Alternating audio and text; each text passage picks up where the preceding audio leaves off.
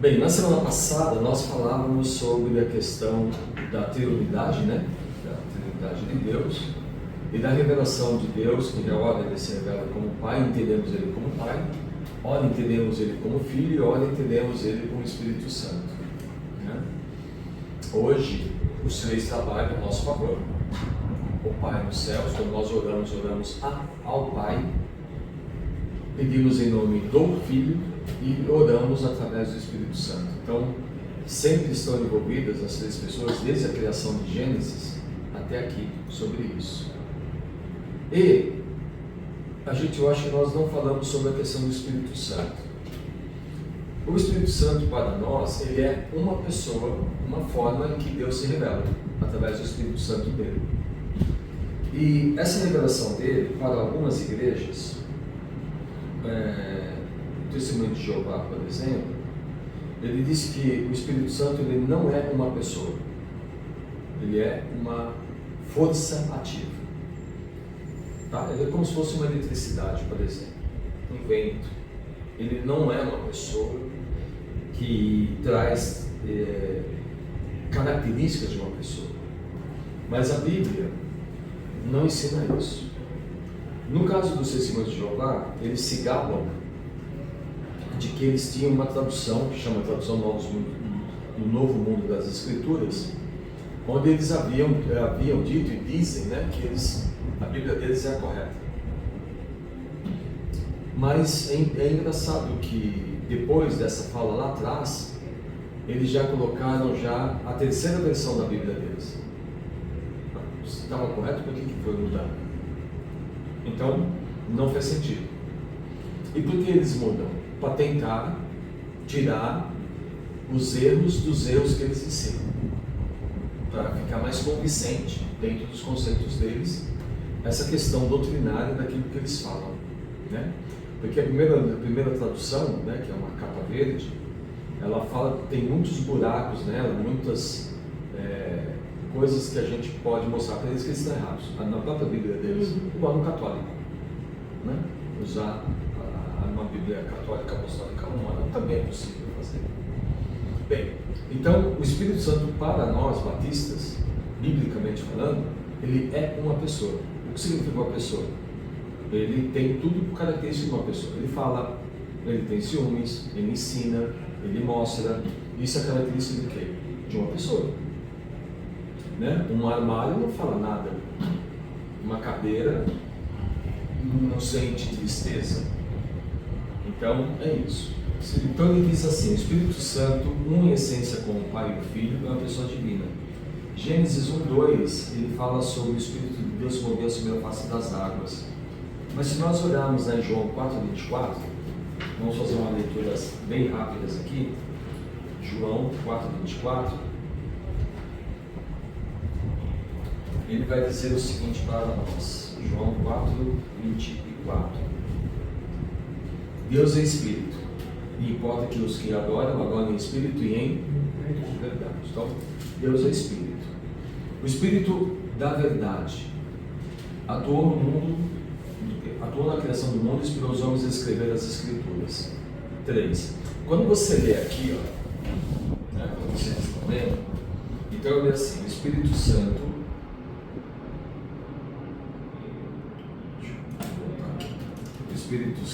é uma pessoa divina. Deixa eu diminuir um pouquinho. Então eu li aqui, né? O Espírito Santo é uma em essência com o Pai. Aí tem o número 1, correto? Aqui embaixo, aqui ao lado. Esse 1 são os textos que dão suporte a esse número 1 aqui. Quando você vê aqui o número 2, é o número 2 aqui que dá suporte àquilo que é escrito, entendeu? Tá? Quando você lê, tá? Então ele vai falar aqui 15 aqui embaixo, tá? Os versos que dão suporte para aquilo que era vivo, certo? Tá? Essa é a ideia dele. Então ele fala que atuou na criação, ilumina os homens e os capacita a compreender a verdade divina. Se a gente olhar lá em 2 Timóteo 3,16, 2 Timóteo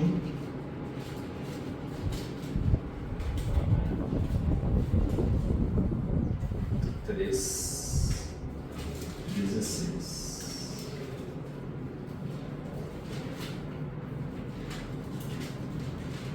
Ele diz: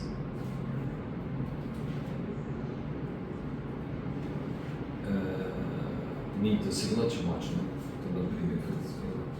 2 Timóteo 3,16. Ele diz então: toda escritura é divinamente inspirada e proveitosa para ensinar, redarguir, corrigir e para instrução em justiça.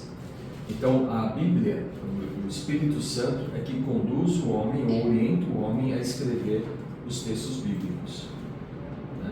2 Pedro 1,21, segunda carta de Pedro 1,21. Porque a profecia nunca foi produzida por vontade de homem algum, mas os homens santos falaram inspirados pelo Espírito Santo. Lá em 2 Pedro 1,21. Então, não sei se a senhora quiser pegar, fica à vontade. A Bíblia diz o que então? Que é o Espírito Santo que levou os homens a escreverem, e a escritura que eles fizeram é proveitosa e enviada por Deus para o aperfeiçoamento dos santos. Aí no ponto número 4 dele, diz que no dia do Pentecostes, cumprimento o final da profecia, e das promessas quanto à descida do Espírito Santo, ele se manifestou de maneira singular, quando os primeiros discípulos foram batizados, passando a fazer parte do corpo que é a igreja. Suas manifestações, constantes nível de atos, confirmam a evidência e a universalidade do dom do Espírito a todos os que creem em Cristo. Então, o que ele quer dizer com isso? Nós cremos que o Espírito Santo habita tão somente nos salvos.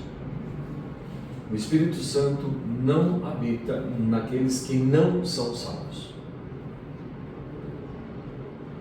A palavra de Deus diz que os não salvos, o seu espírito está morto. Ele está morto. Ele morreu. Está morto. Quando o Espírito Santo vem na pessoa e transforma a pessoa e ela é salva, então o Espírito ele é vivificado. Ele se torna vivo.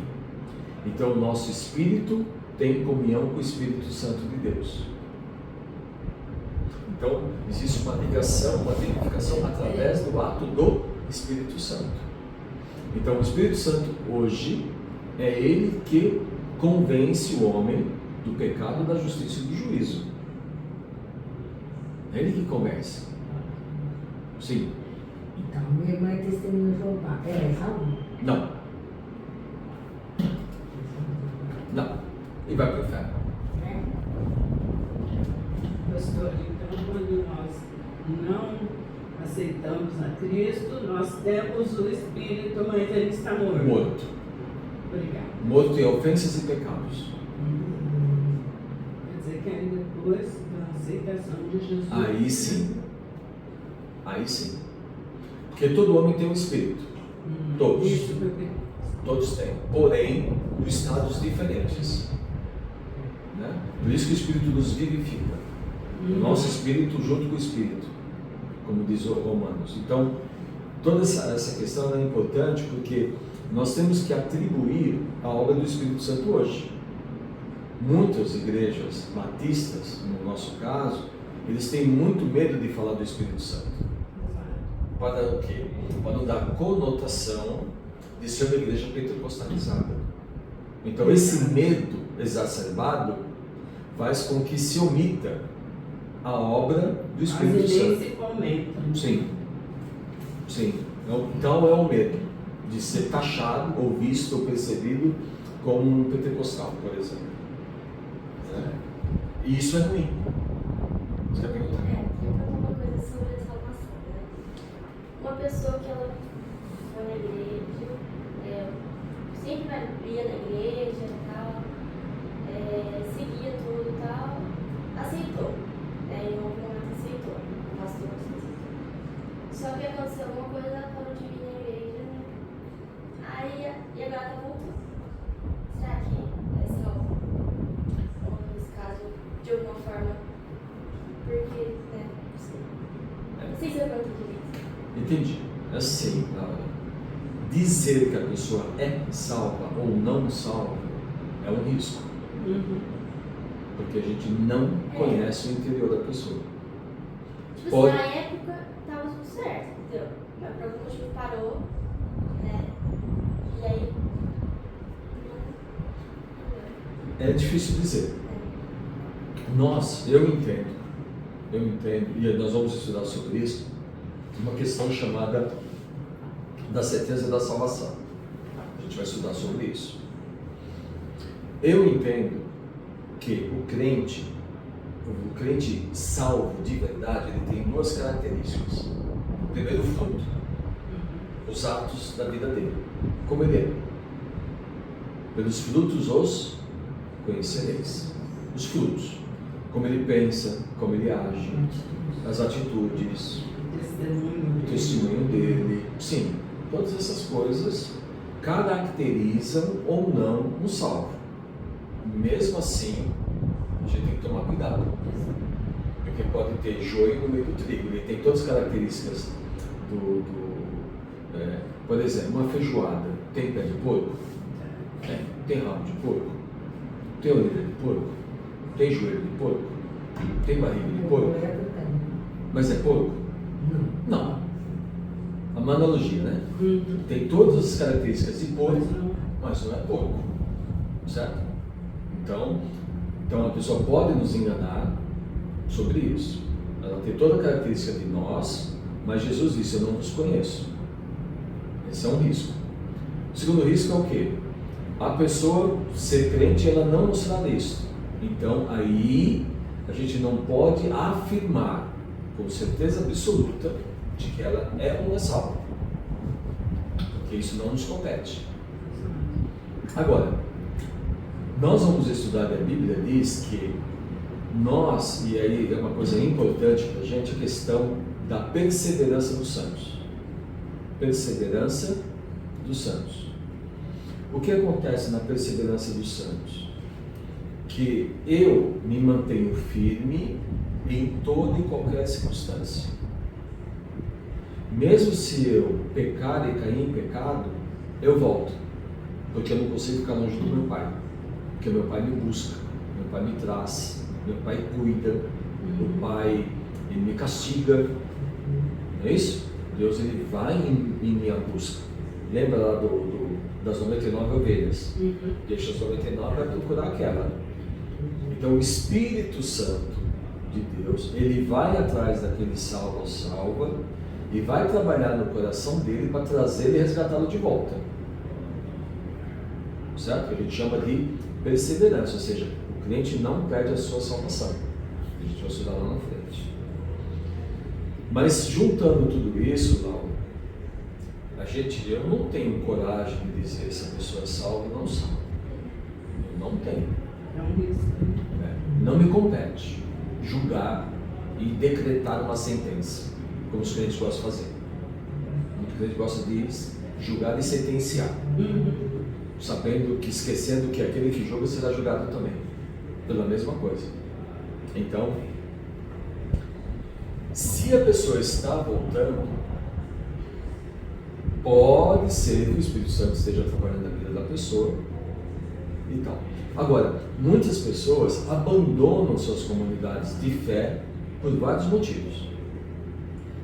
Às vezes uma briga, às vezes uma visão diferente do ministério, às vezes uma coisa que ele não concorda, e ele vai. Aí ele deixa a igreja dele lá, não vai ter igreja por causa do pastor. Pois é. Né? É motivo para deixar de ir? É uma pergunta que a gente não vai responder. É motivo? Para ele, sim. Na minha época, quando eu era jovem, eu tive muitos problemas com o meu pastor. Muitos. Quando eu casei, também tive problemas com ele. Vários problemas com o meu pastor, por quê? Porque ele não gostava de ser questionado. E eu sempre quis entender do porquê das coisas. Essa era uma questão. Uma outra questão também é que ele tinha 2 pesos e 2 medidas. Dependendo da situação, era de um jeito. Ou quem era, né? Dependendo quem é, agia de um jeito. Dependendo quem é, era de outro jeito. Então, e outra questão, a terceira questão, é que ele era manipulado por algumas pessoas da igreja. Então, acontece muito, né? De ser manipulado. Então eu falo todas essas coisas para ficar muito claro que a gente tem transparência nas coisas. Não adianta enganar. Ou fazer de conta que tudo é perfeito. Não é. Não é. Então, com tudo isso, eu tive muitos problemas. Mas eu nunca saí da igreja por causa disso. Então eu sofri retaliações. A gente chama de colocar na geladeira, né? Fui colocar na geladeira. Alguns chamam de colocar no banco, né? Fui colocar na geladeira e fiquei na geladeira mais de 1 ano e pouco, quase 2 anos. Mas eu não saí da igreja. Porque eu não estou lá por causa do pastor.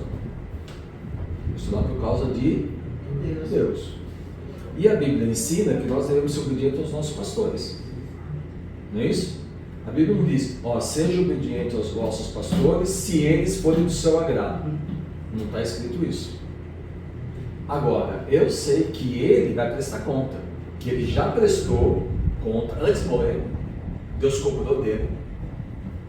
E eu sei que quando ele chegou no céu, Deus deve ter falado algumas coisinhas para ele sobre isso. Mas não foi motivo de eu deixar de ir. Então, a igreja, ela não é um lugar perfeito.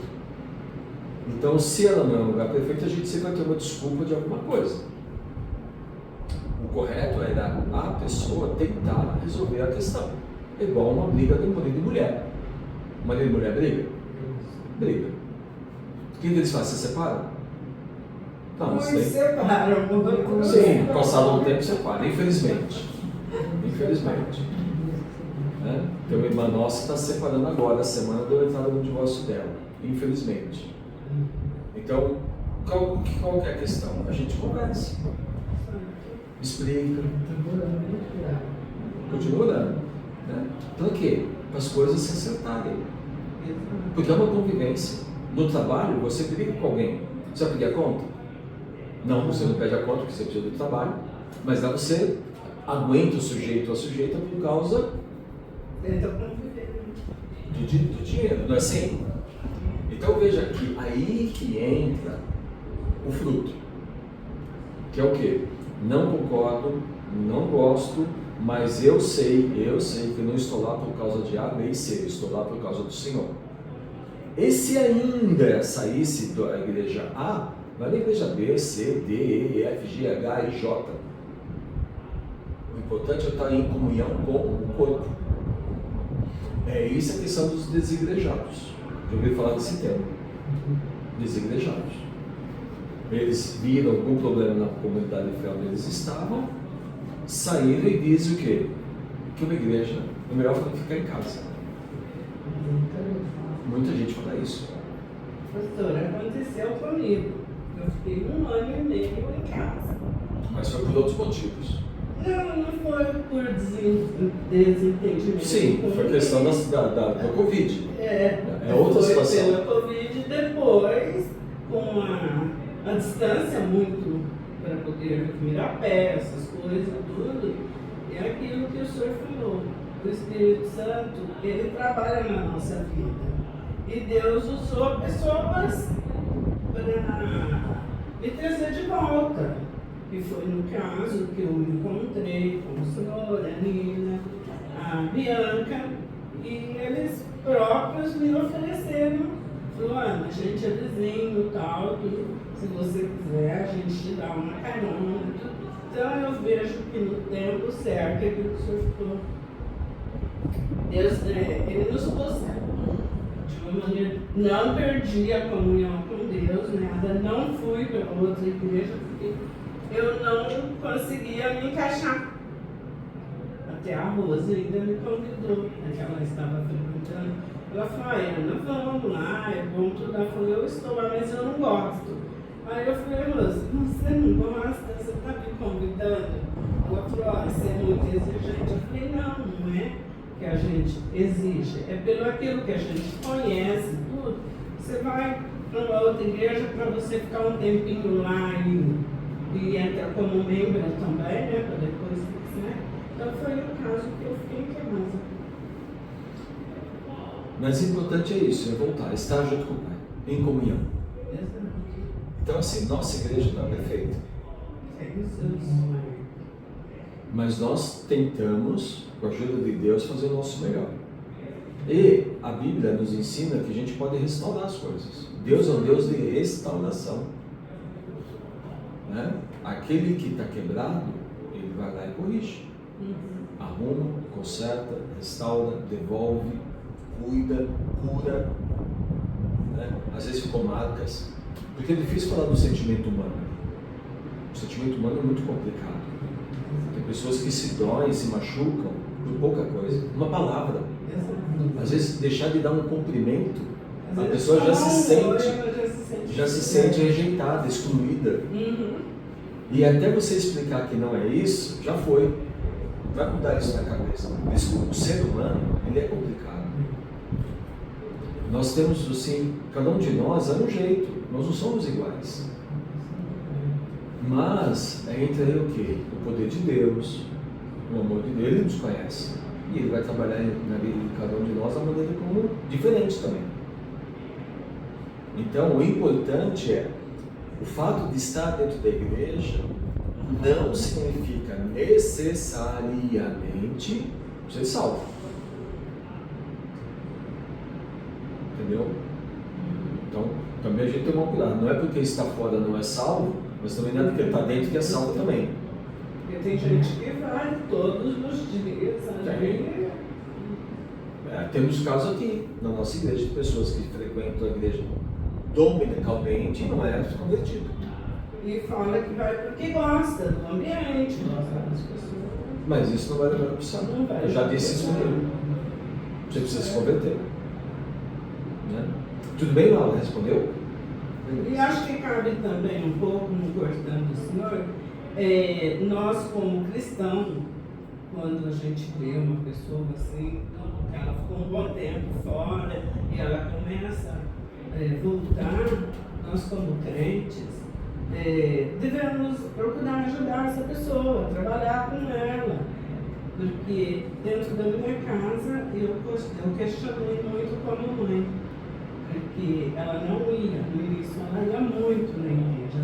Depois começou a aparecer as doenças, e era uma das minhas preocupações, que eu falava, morro de medo da minha mãe morrer sem Cristo e tal. E quando eu entrava no assunto, ela falava assim, você não conhece meu coração. Eu sei direitinho o dia que eu me converti e tal, tudo. E ela quietinha em casa, não tinha leitura dela, por causa da limitação dela. Quando ela foi morar com o meu irmão e a minha cunhada, eu pedi para eles, eu falei, começa a trabalhar um pouquinho com a mamãe para questionar a salvação dela. Aí minha cunhada falou, não, realmente, a sua mãe é salva, ela sabe tudo direitinho, ela tem as orações dela. Mas é uma preocupação da gente, né? Porque a pessoa não está indo, como o senhor falou, e julgar se é salva ou não. Então a gente tem que trabalhar um pouquinho com nós. Bem, vamos continuar aqui. Uma outra questão importante aqui é que é o Espírito Santo que nos salva, que ele vem, nos convence, né, e nos leva a Jesus, porque Jesus é o caminho. Então o Espírito Santo nos leva a Jesus e Jesus nos leva ao Pai. Esse é o caminho. Né? Eu sou o caminho, a verdade e a vida. Quem diz isso? Ele diz isso, mas quem fala isso no meu interior é o Espírito. É a palavra de Deus que foi inspirada pelo Espírito Santo. Então veja que existe aí um trabalho conjunto entre o Pai, o Filho e o Espírito. Eles não trabalham de maneiras, cada um atirando para um lado. Existe uma lógica na ação deles. Existe um princípio de cada um. Uma tarefa determinada ou uma forma determinada. Você cuida disso, você cuida disso, eu cuido disso, ou ainda, eu mesmo, eu sou Estevão, certo? E alguém brincou comigo, né, lá na faculdade.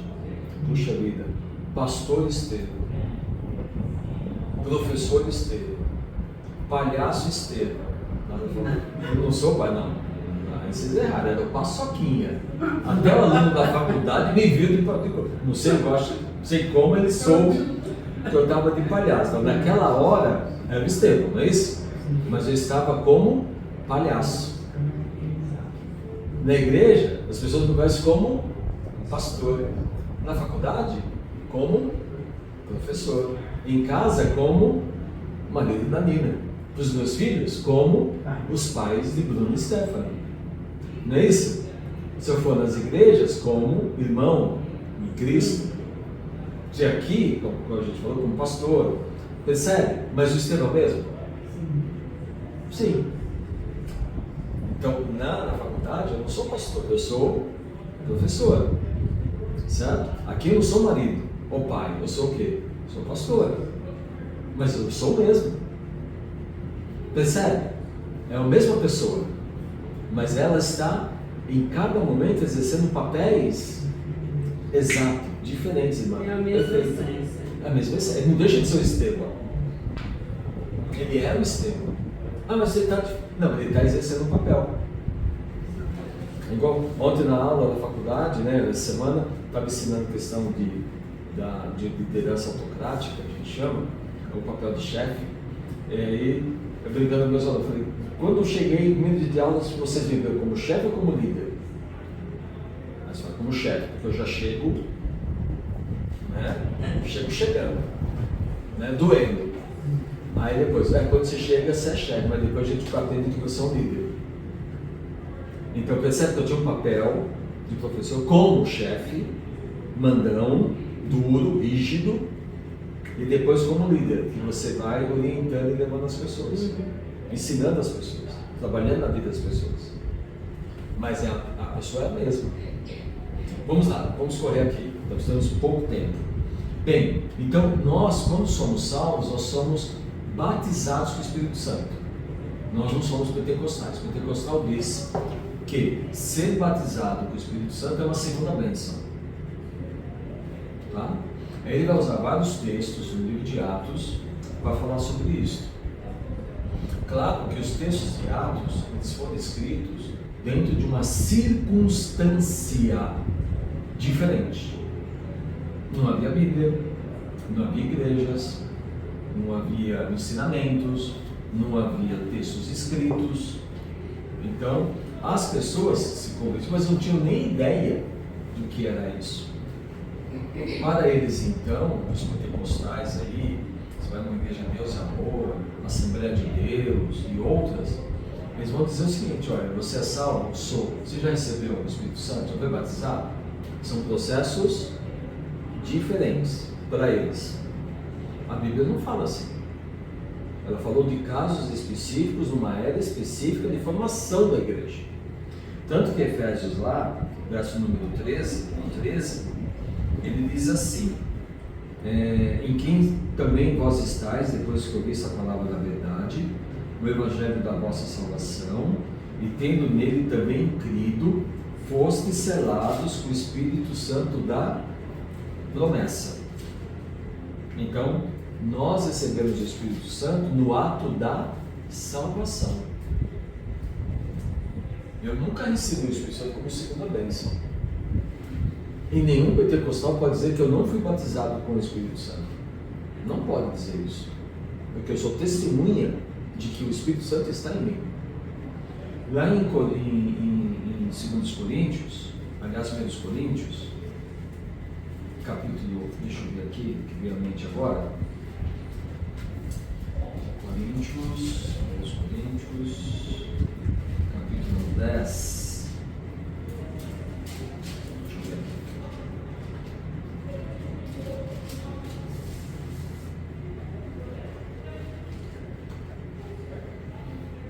aqui. Desculpa. 1 Coríntios capítulo 6, verso número 19. Paulo está falando várias coisas aqui. Ele diz assim: ó, não sabeis que o nosso corpo é o templo do Espírito Santo? Então eu poderia dizer para o pentecostal: ah, legal, você é crente, então o seu templo é vazio? Você não tem nada de Deus em você? É ilógico isso. Como posso dizer que sou de Deus se Deus não está em mim? Você não tem nenhuma marca dele, você não tem nenhuma evidência dele, você não tem nada dele em mim. Então, nós temos um ser, nós temos a presença do Espírito Santo dentro de mim. Ele está dentro de mim. E isso é o que? É o que a gente chama de selo, a marca. a identificação. Então nós temos aqui um selinho aqui, ó, eu sou salvo, está escrito aqui não, né? Aqui no braço? Não, não está escrito. Mas eu tenho dentro de mim, estou selado, estou marcado com a salvação, porque o Espírito Santo mora dentro de mim. Eu sou o templo do Espírito Santo de Deus, né? E é isso que ele diz lá então em 1 Coríntios capítulo 6, verso 19. O Espírito Santo, nós somos o templo do Espírito Santo que habita em nós, proveniente de Deus, e que nós não somos em nós mesmos. Então, ficou claro isso? Por isso que não sou TJ, por isso que não sou pentecostal, seja que igreja for pentecostal, não há como. Por isso que não sou neopentecostal, tá? Dentro dessas questões aí. Bem, o Espírito Santo dá testemunho de Jesus e o glorifica, que é o número 7, que está lá em João 14, 16, 17 e João 16, 13 e 14. Vamos ler João 16, 13 e 14.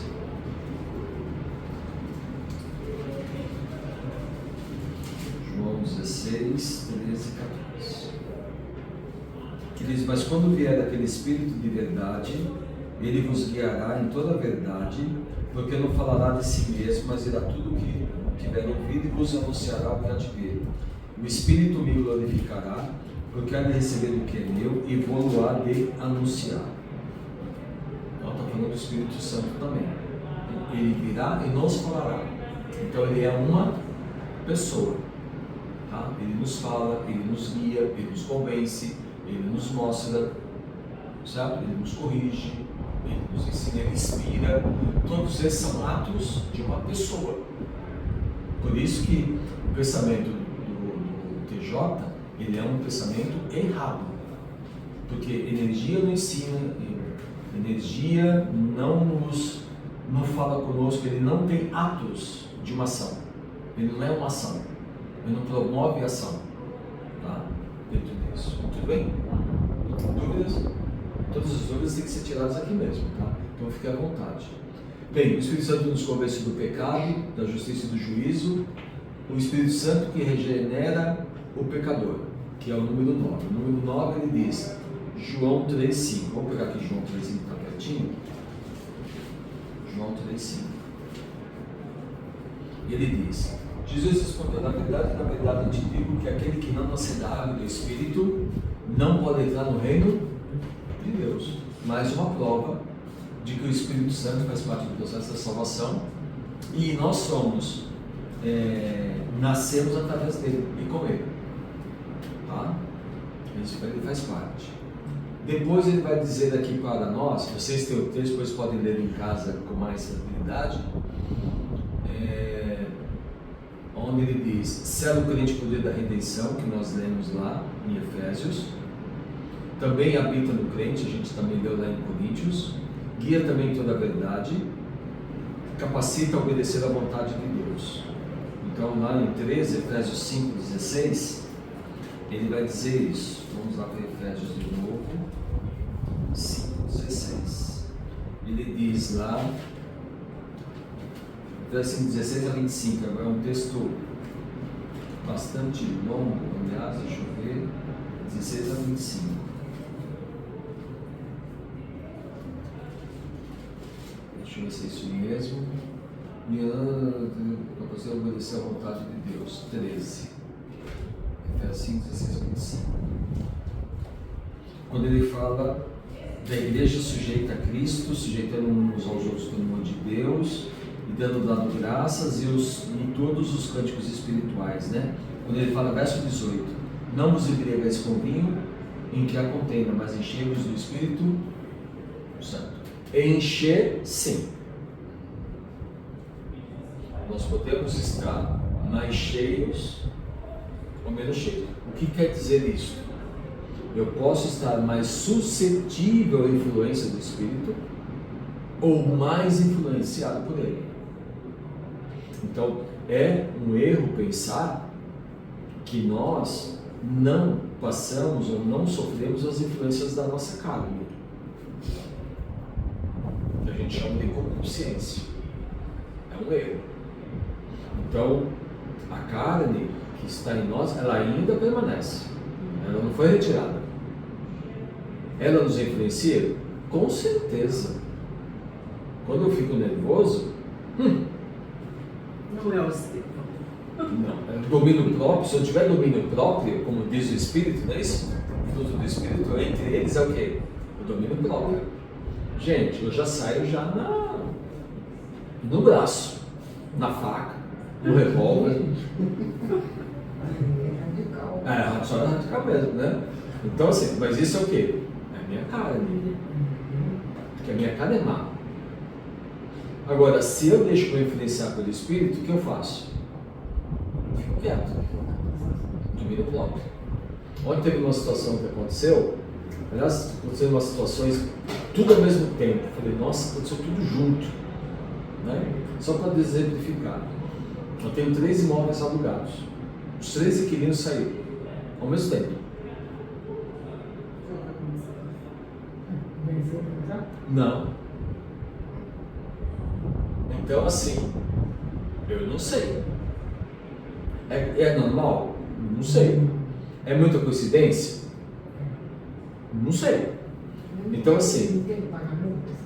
Não, essa é outra questão. Mas eu falo que você vai sair. Não, mas para não pagou, né? Por isso que eu estou falando. Não, é que depende do contrato, depende do tempo, cada caso é um caso. Cada caso é um... Mas assim, por que saiu os 3 ao mesmo tempo? Não importa os motivos ou os ausentes. Mas por quê? É uma pergunta que eu me faço. Aí deu vontade de falar um monte para um ontem à noite. Né? Que ele mandou uma mensagem desse tamanho assim. Aí eu já queria falar já no meio, né? E se diz ser crente. Se diz ser. Tem aí também, eu tive também um casal de pastores, que foram meus inquilinos, que me deixaram uma dívida de R$6.000. Então, ser crente. Né? Sem vergonha. Né? Então, se é crente sem vergonha. Então, minha vontade é o quê? Dar um safadão. Mas aí o Espírito falou o quê? O Senhor é meu juiz. Minha vingança diz o Senhor. O que eu faço então? Não. O livro fala que pertence a Deus, né? Exato. Então, o Espírito fala, não faça nada. O Estevão fala o quê? Vai lá dar uns tapas.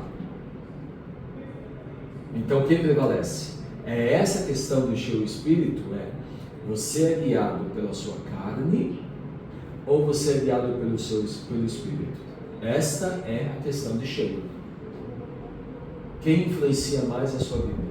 É como se fosse o diabinho de um lado, que na verdade é você mesmo, e o outro lado o Espírito Santo.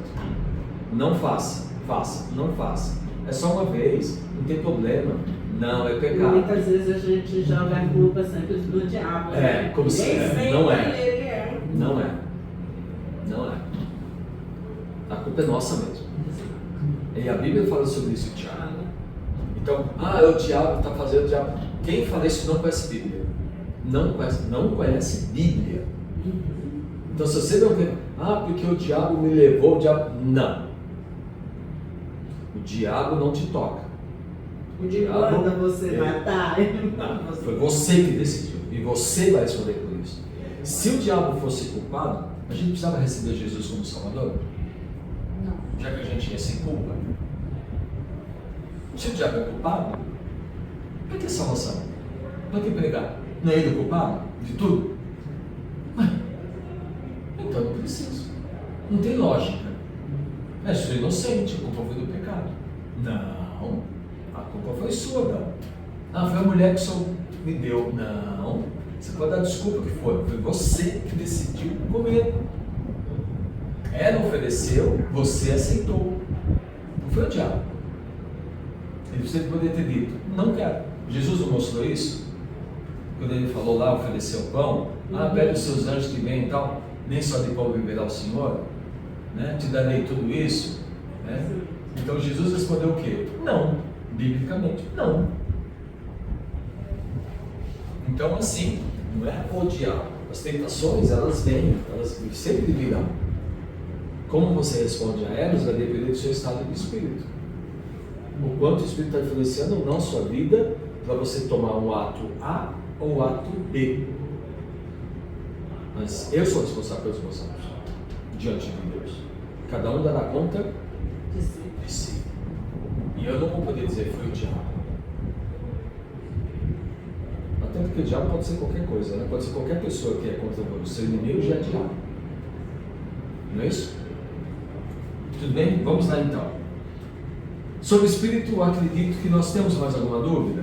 Sim, uma coisa importante para nós, para a nossa igreja, é a questão de que os dons espirituais são dados pelo Espírito Santo. Por isso, quando estudamos os dons, se o crente tem dons, ele é salvo. Se ele não tem dons, ele não é salvo. Se você diz que é salvo, você tem que ter pelo menos um dom espiritual. Pelo menos um. Ao menos um. E se você tem o dom, você deve exercê-lo. Para não cair naquilo que é dos talentos. Lembra dos talentos? Te dei 10 talentos, te dei 5 talentos, dei 1 talento. Aquilo que o Senhor te deu, você trabalhou e ganhou mais 10. O Senhor diz: bem está, servo bom e fiel. Entra no gozo do teu Senhor. Aí o outro que ganhou 5 vai prestar conta: Senhor, estou aqui. Cadê os 5 talentos? Trabalhei e ganhei mais 5. Está aqui os 5 mais os 5. Bem está, servo bom e fiel. Fosse fiel no pouco, sobre muito te colocarei. Entra no gozo do teu Senhor. Ok. Chega para o cara do 1. Presta conta. Cadê o talento? Senhor, eu fiquei com medo e enterrei. Está aqui o seu talento. Eu sei que tu és um homem rígido, um homem bravo, um homem tal, está aqui o seu talento. Servo miserável, servo inútil, porque eu pelo menos não deu para quem tinha de 10 e ele ia granjear. Te dei pouco, servo mau, servo infiel. Apartai-vos de mim que eu não tenho mais coisa com você. Os talentos e o exercício dos dons, irmãos, a gente tem que entender que isso vai determinar o seu futuro. Sabia disso? O exercer ou não os talentos vai determinar o seu futuro. Não presente, futuro.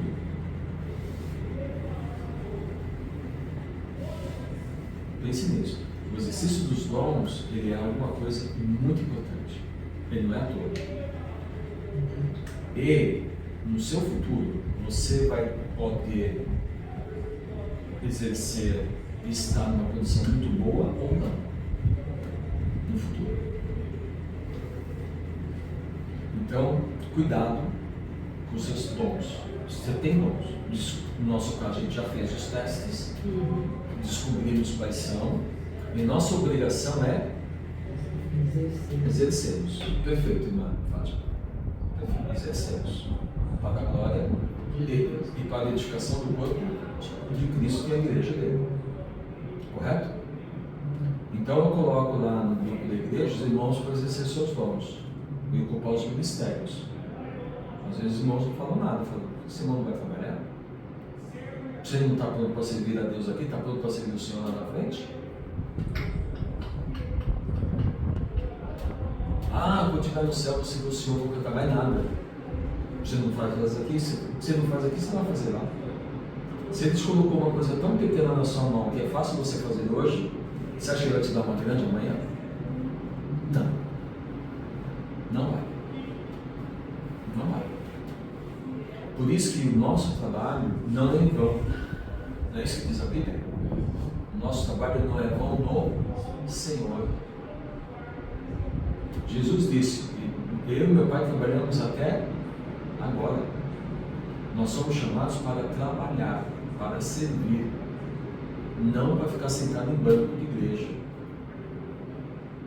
Deus não nos chamou para servir bancos. Deus nos chamou para servi-lo. E servir significa trabalho. Já viu um servo servindo sem trabalhar?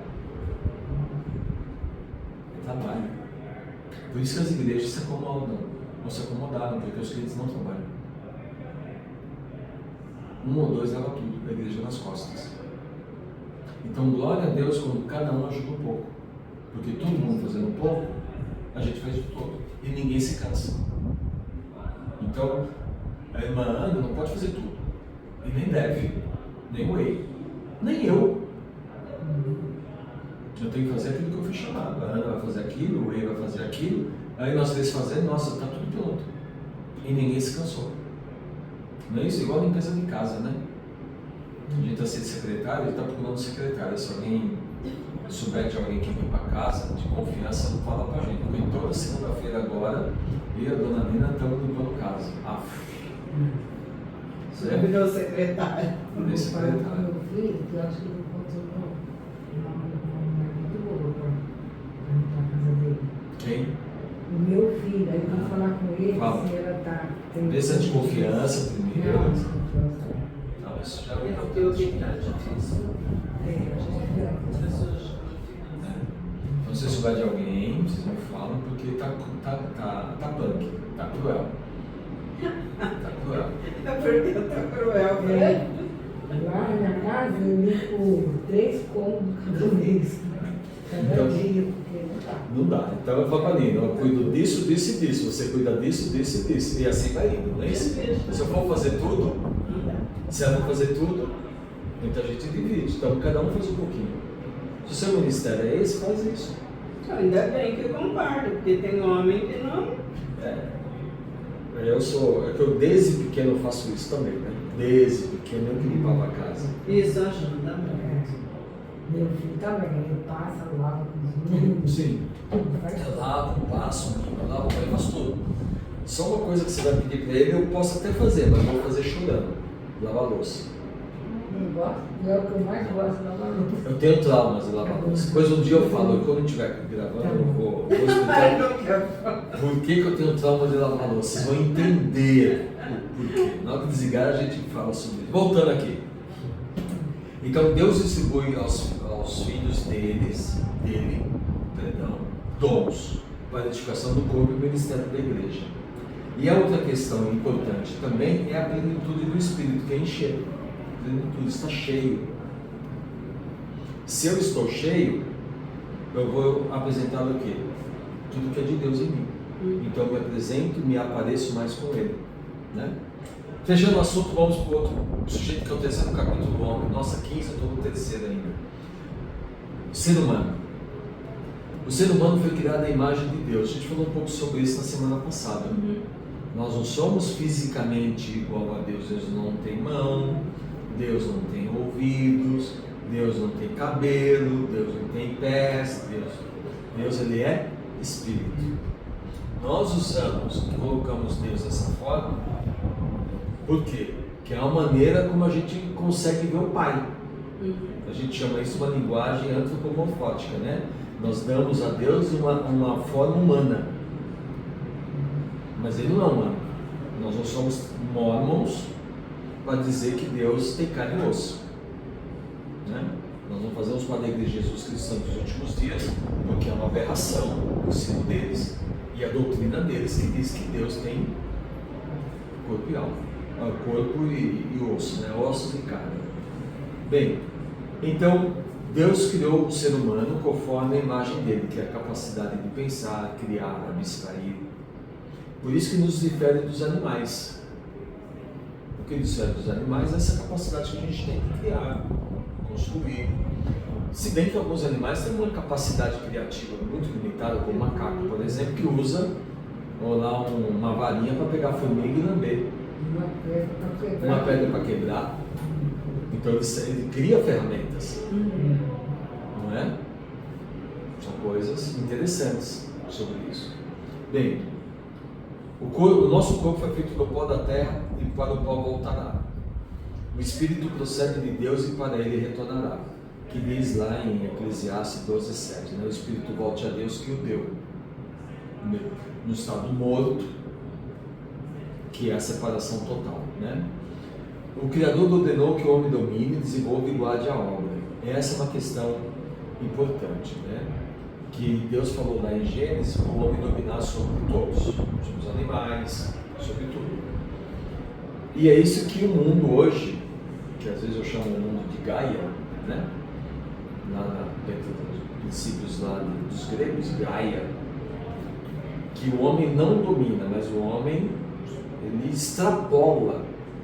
E o nosso mundo de hoje sente as dores dessa exploração. Não está dominando, está explorando. E a gente sente as dores com isso, né? Igual nós brasileiros que trabalhamos quase 4 meses do ano para pagar imposto. Nós somos explorados. Haja imposto. Então, ele fala, o homem deveria o quê? Cuidar. Ele diz isso para nós, né? Cuidar da obra. Não, o homem não cuida, ele explora. O ser humano foi criado para a glorificação de Deus, isso é fato. Vamos ver lá em 1 João 3.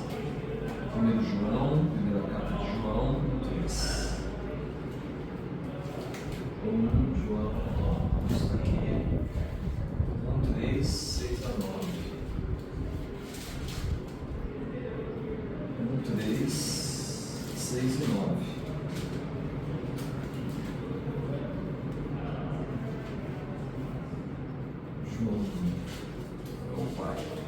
João 3. O que vimos e ouvimos, isso nos anunciamos para que também tenhas comunhão conosco. A nossa comunhão com o Pai e com seu Filho Jesus Cristo. Estou lendo certo? Estou, né? Verso 6. Se dissermos que temos comunhão com Ele, andamos em trevas, mentimos e não praticamos a verdade. Verso 9. Se confessarmos os nossos pecados, Ele é fiel e justo para nos perdoar os pecados e nos purificar de toda a injustiça. Vou aproveitar e ler o 10 também. Se dissermos que não pecamos, fazemos mentiroso. A sua palavra não está em nós. Então, nós fomos criados para termos comunhão, para glorificar o nome dele. Depois, o ser humano, ele é um ser pessoal e espiritual. O homem tem capacidade de perceber, conhecer, compreender, ainda que em parte, intelectualmente, experimentalmente, a verdade revelada e tomar suas decisões em matéria religiosa, sem mediação, interferência e posição de qualquer ser humano, seja civil ou religioso. Essa é uma questão importante também. A questão da salvação. A palavra de Deus diz lá em Romanos que os céus, em Salmos, os céus manifestam a glória de Deus e no momento anunciam as obras das suas mãos. Também lá em Romanos ele diz o quê? Que toda a criação foi construída e testemunha do poder de Deus, mesmo para que os homens se tornem inexcusáveis, sem desculpa, diante dele. O que significa é que a própria criação testemunha do poder de Deus. Então, um homem que nunca ouviu a pregação da palavra, ele não pode dizer que não sabia que há um Deus.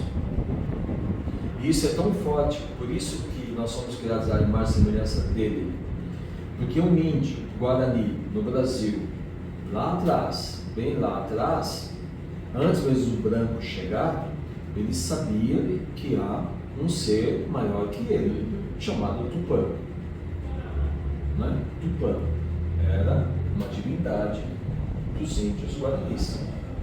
Os índios norte-americanos, os peles vermelhas, né, diziam o quê? Que havia um grande pai. Não é isso? Eles se chamam do grande pai.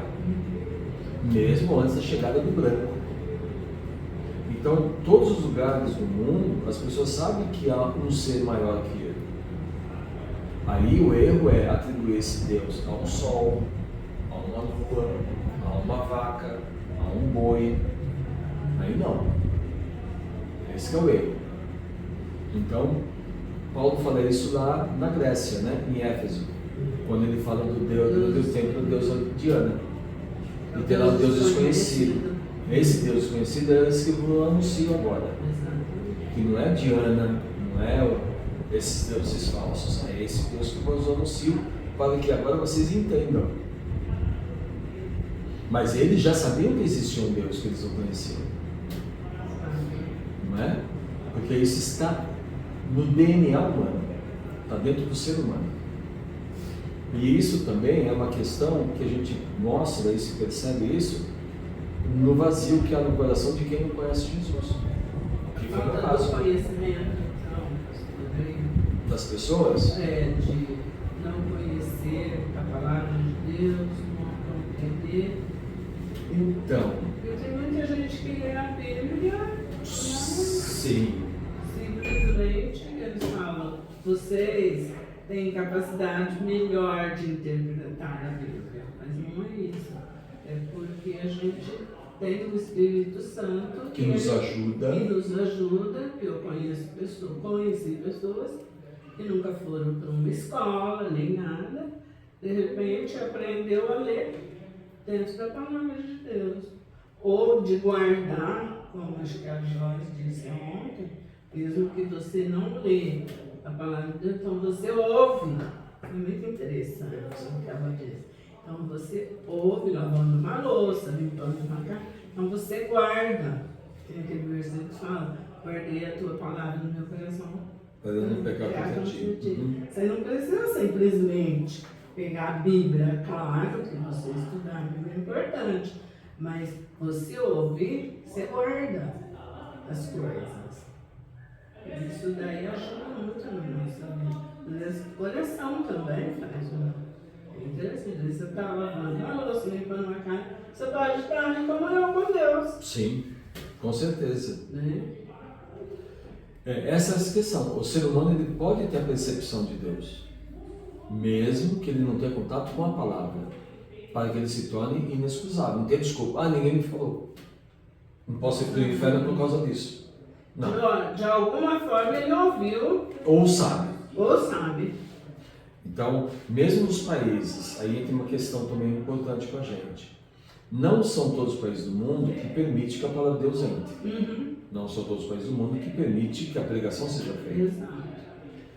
Mas, mesmo nessa condição de proibição maciça, existe salvação? Sim. Mesmo sem a palavra? Sim. Mesmo sem a pregação da palavra? Sim. Mesmo sem a presença da igreja? Sim. Como? Poder de Deus. Deus, ele tem todo o poder. Todo. Ele não tem pouco, ou parte, ou a maioria. Não, ele tem poder. Ele todo é poder. perfeito, né? Então ele salva pessoas onde ele quer. Ele usa os jeitos que ele quer, da forma como ele quer. Ele não depende de nós. O poder de Deus não está limitado à ação humana. A ação de Deus ela vai além do nosso entendimento. Está acima daquilo que eu entendo, daquilo que eu acho, daquilo que eu penso. Então, limitar a ação de Deus nos meus pensamentos é ignorância. Deus não faz isso. Deus não... Gente, você conhece todo o poder de Deus? Você sabe tudo que Deus criou? Né? Não sei quem gosta de astronomia. O James Webb, você conhece James Webb? Nunca ouviu falar de James Webb? É um telescópio. Ele está a 1,5 milhão de milhas aqui do mundo, né? Lá no círculo de... não vou citar o nome aqui que não lembro, eu ia errar na pronúncia, mas enfim. Ele tirou uma foto das galáxias. Gente, nós somos um grão de areia no universo. Um grão de areia. E ainda nos achamos. Se nós não conseguimos nem entender o que está aqui, imagine entender Deus na sua infinitude. É ilógico. Como é ilógico também, nessa questão do ser humano aqui, em relação a Deus, do ateísmo. O ateísmo ele é ilógico. Ele não é racional. Ele é ilógico. Por quê?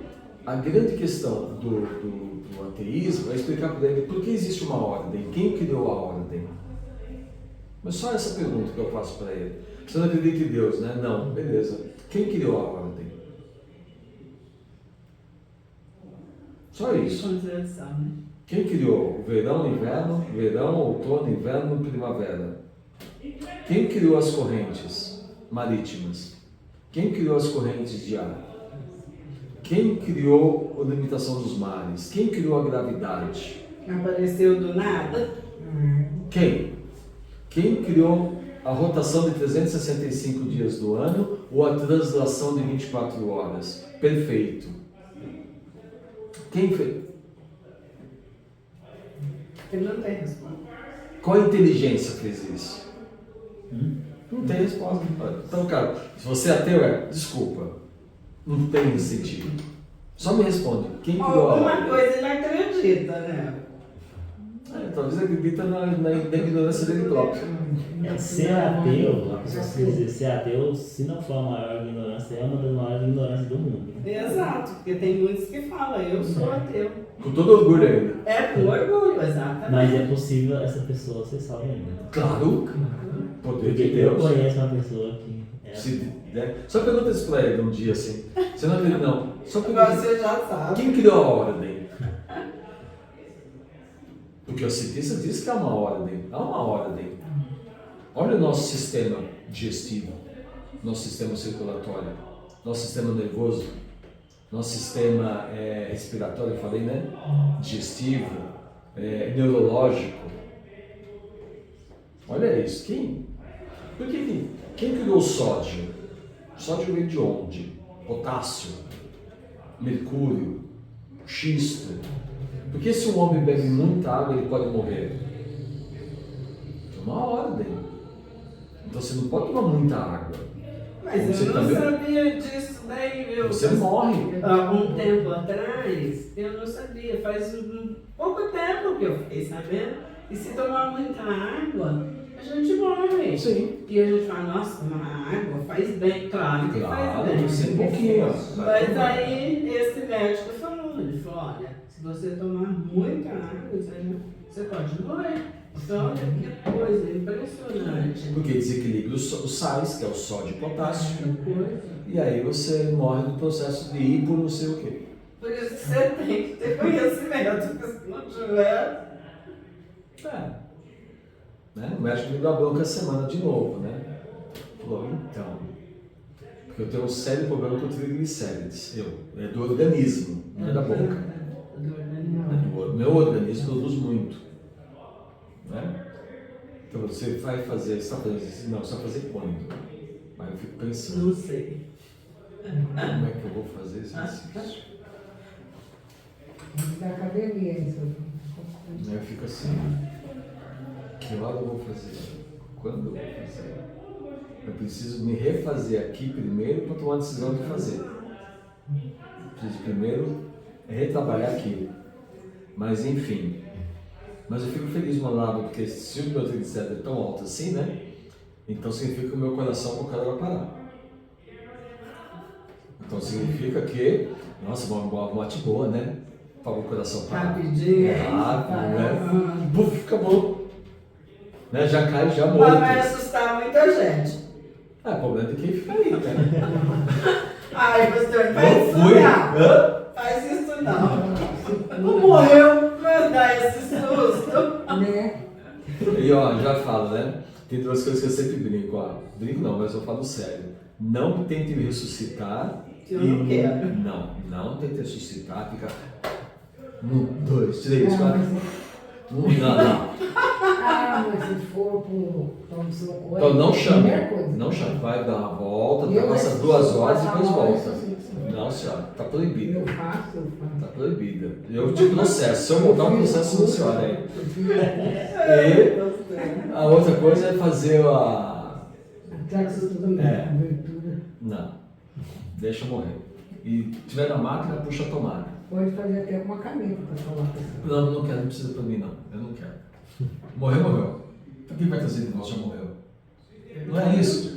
Mas como a pessoa é Antigamente, você pode falar. quando os homens morriam lá, caíam lá, alguém ressuscitava na Bíblia? Não. Agora quer ressuscitar por quê? Mas hoje tem um estudo. Por que a gente estudou? Para salvar a vida. Bom, eu como enfermeira. Ah, essa aí era enfermeira, né? Não, eu faço isso totalmente. O meu marido um dia caiu duro assim, ó. Aí eu vi que ele não estava respirando, eu precisei fazer. Então, no dia que isso acontecer comigo, sua irmã não vai vir na igreja. Puxa, naquele dia você não veio. Ah, então eu vi isso aí. Não, Deus Esses dois. Deus avisa. Senhor, no dia que isso acontecer, não deixe uma Fátima vir na igreja. Parecer. Parecer. Daquele dia ainda faltou.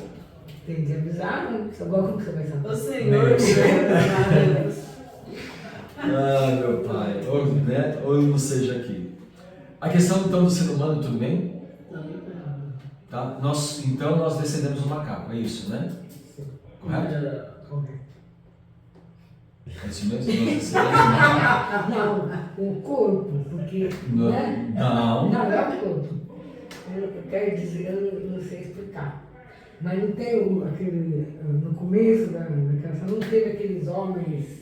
Antigos, aqueles homens neandertais, Aí depois homos que foram eretos. isso. Não, mas isso chama-se evolução. Não, não é evolução. Nós não acreditamos numa evolução das espécies. Como assim? Darwin ensina. Não sei. Não, Darwin. Darwin ensina a evolução das espécies. Uhum. É uma teoria. É, Não é algo comprovado cientificamente que há uma evolução das espécies. Por que eu falo evolução das espécies? Então vamos ver assim. Hoje eu tenho um elefante aqui, certo?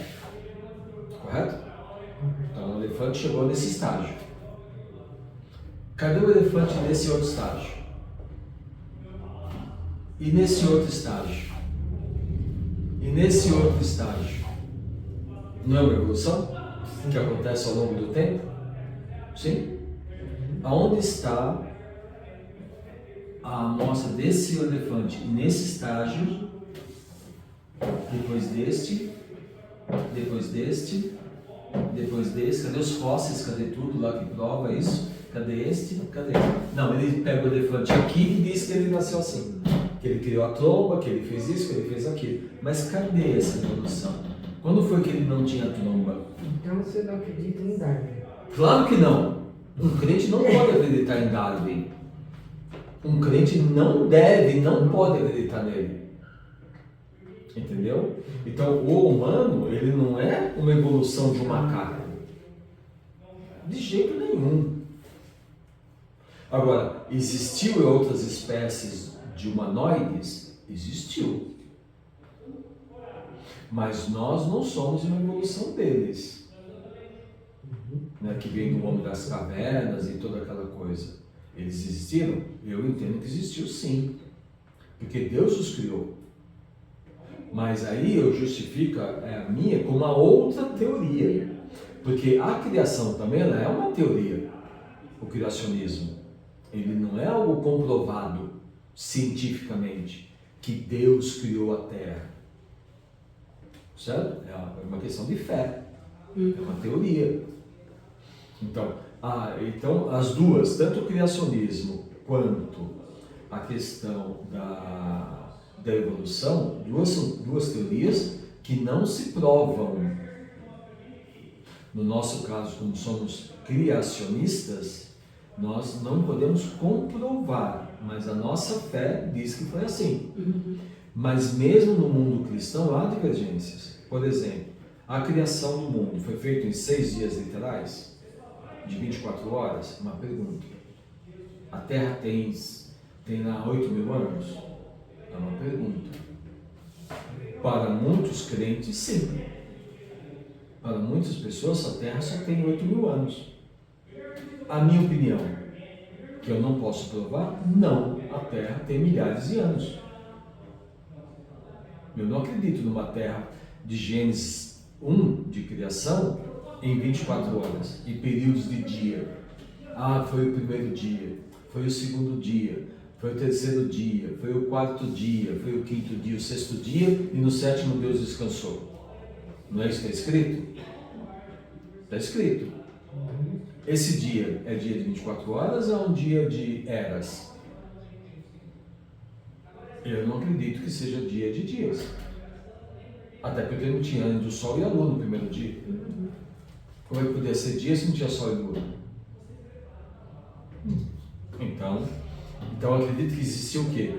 Deus criou, mas na minha cabeça, que eu não posso provar de uma forma muito clara, se bem que mostra os indícios, que houve o quê? Uma criação, ou uma segunda criação, ou uma terceira criação, ou uma quarta criação.